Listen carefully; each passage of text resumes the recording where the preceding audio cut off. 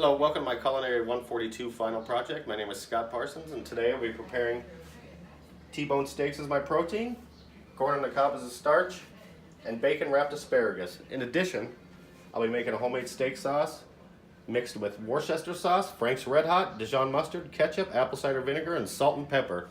But first, I'm going to pre-cook this bacon for about 6 minutes to get it ready for the asparagus. I'll be making the T-bone steaks on a Lang stick burner. The Lang offset reverse flow smoker is constructed of thick steel. In addition, the cooking grates are steel. However, the food is not in direct contact with the heat source, so convection is the primary cooking method. That said, the metal does get hot, including the grates, so conduction is a secondary method used for my protein.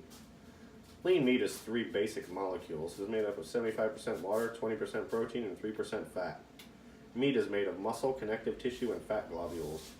Red meat is red colored due to the myoglobin present, which carries oxygen through the animal's body. Red meat is a result of muscles being used consistently.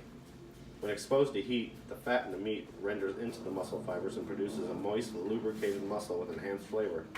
Tougher cuts of meat are best cooked low and slow, while tender cuts are cooked at a higher heat for less time for best results. Corn is high in carbohydrates. Starches in particular. Carbohydrates are a combination of water and carbon molecules. Starch is a long chain of sugar molecules. I will be steaming the corn in a metal pot. Water convection is a cooking method utilized here. Water boils around 212 degrees, so this will provide a steady cooking temperature for the corn. In addition, the metal pot will conduct heat, then transfer the energy to the water. Last, the asparagus is from the stems and stalks family.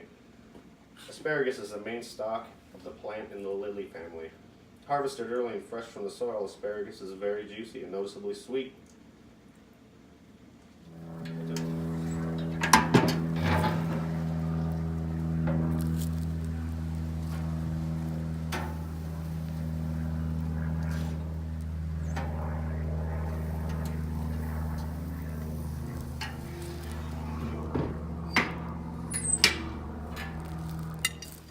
I already wrapped the bacon around the asparagus, now I just got to place it in the oven.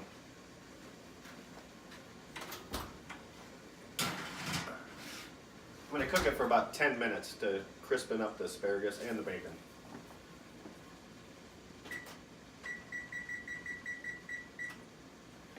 And last, I'm just going to plop the corn in the metal pot for steaming.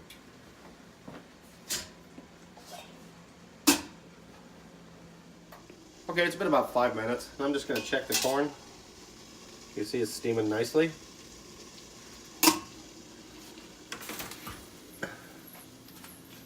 The bacon wrapped asparagus is looking excellent, but there still is about another 4 minutes.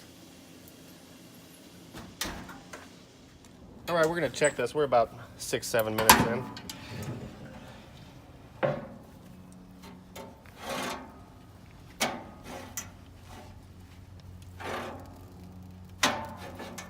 As you can see, we got a nice little bit of browning. Browning occurs when carbohydrates or proteins are exposed to heat. This is called a Maillard reaction. A Maillard reaction happens when you brown food in the presence of amino acids. Alright, it's been about 10-12 minutes. I'm going to check this bacon wrapped asparagus. And it's looking good. And I think I'm going to call it done.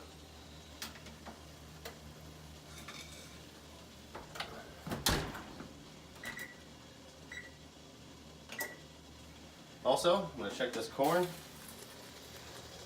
And it's looking good here, so I'm going to call this done and turn it off. Remove it from the heat. Alright, now I'm going to prepare the steak sauce. That'll be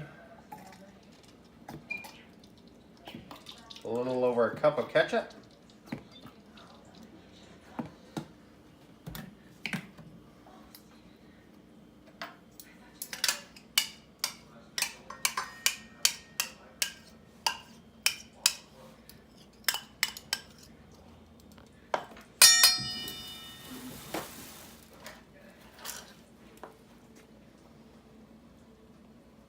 We're going to go 2 tablespoons of mustard.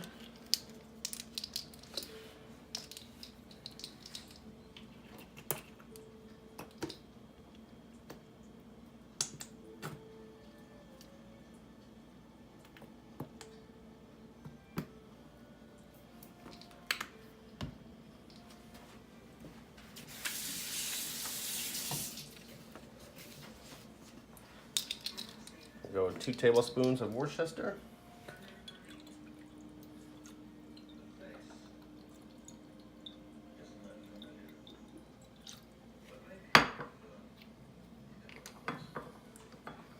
One and a half tablespoons of apple cider vinegar.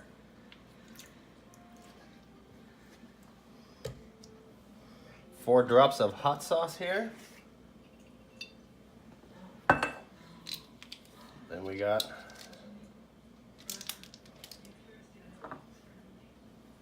half teaspoon of pink Himalayan salt and a half a teaspoon of pepper.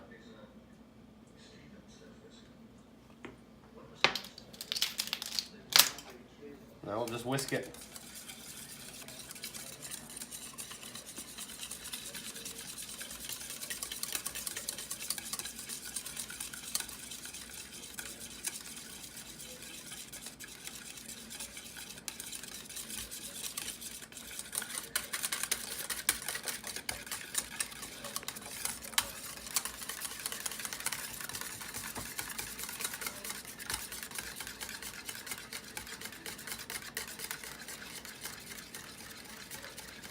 One thing I like to do when cooking a steak is add a nice pat of some butter on top of it right before it's done. Gives it a extra little pop of flavor.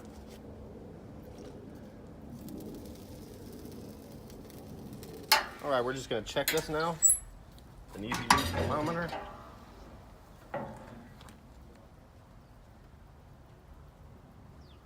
About 138 degrees, 140, which is perfect. We're going to take these off.